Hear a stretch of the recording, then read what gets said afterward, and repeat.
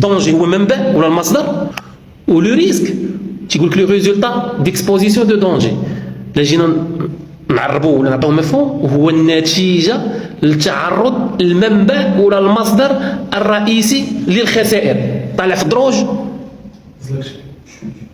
ازلق مثلا، مثالك انت قلتي الضوء، انت والاخ الضوء هو الكورون الكتريك، هو السورس، هو المنبع، هو الدونجي.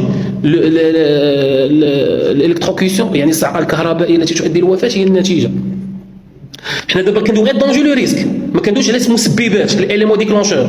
هذه راه اخرى اللي كيخليو داك لو ريسك يتاكتيفا ويعطينا الدوماج، كيتاكتيفا وكيعطي الدوماج. الوغ اما بيت القاسي شنو هو الفاكتور ديكلونشمون ولا الاليمون ديكلونشور اللي كيخدم عليه لاشيسور ولا كيخدم عليه اي واحد باش ما تبقاش لاكسيدون؟